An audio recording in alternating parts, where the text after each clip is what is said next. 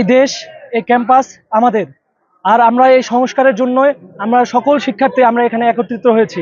আমাদের কলেজে দুর্নীতি পরিপূর্ণ। তো আমরা আমাদের 8টা দাবি নিয়ে এখানে এসেছি।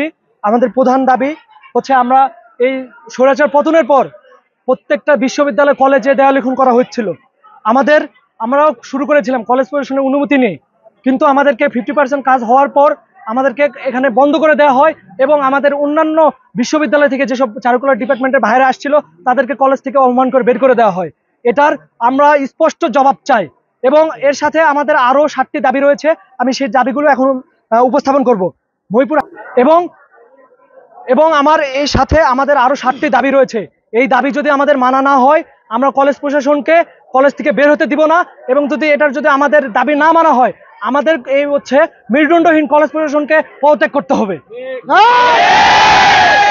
আন্দোলনের মূল উদ্দেশ্য আমাদের কলেজকে সংস্কার করতে হবে।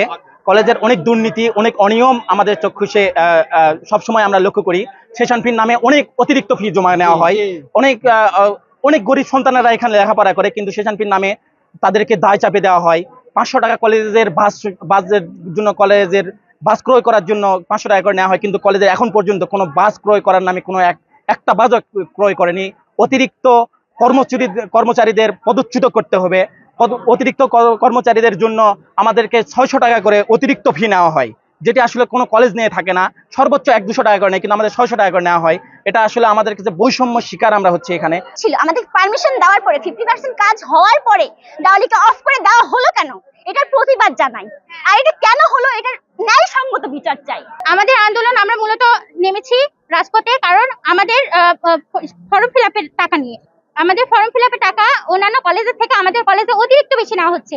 যেখানে অন্যান্য কলেজে 2700 থেকে 2500 টাকার মধ্যে ফর্ম ফিল আপ হচ্ছে, সেখানে আমাদের 5300 টাকা কেন নেওয়া হচ্ছে? এই কথা আমরা প্রিন্সিপালকে জানানোর জন্য গেছিলাম। আমরা দরখাস্ত পেশ করছি, কিন্তু তারা আমাদের দরখাস্ত দেখেন নাই, বরং উল্টো আমাদের দরখাস্ত ফেরত দেওয়া হয়েছে। ওনারা আমাদের বলছে টিসি নিয়ে চলে যাইতে। ঠিক আছে, ওনারা যদি আমাদের টিসি দিতে চায় আমাদের সকলকে দিতে হোক। ওনারা বলেছেন যে 80% ছাত্রছাত্রী নাকি ফর্ম ফিল আপ হয়ে গেছে, সেখানে 80% হয়নি, মাত্র 6 জনের ফর্ম ফিল আপ হয়েছে। ওনারা আমাদের বলছে 80% ছাত্রছাত্রী হয়ে গেছে। সেখানে আমরা সকলে ওনার কাছে গিয়ে বলতেছি যে আমাদের ফর্ম ফিল আপের টাকা কমানো হোক, কিন্তু তারা আমাদের দাবি মানতেছে না। এই জন্য আমরা আজকে এখানে নেমেছি ফর্ম ফিল আপের টাকা কমানোর জন্য। আমাদের অনেকগুলো দাবি আছে, এই দাবি যদি না মেনে না হয় আমরা এই আন্দোলন চলতে থাকবে। আমরা অনেকগুলো দাবি নিয়ে এই আন্দোলনে নেমেছি। আমাদের দাবিগুলো যদি মানা না হয় আমরা এই আন্দোলন অব্যাহত রাখবো।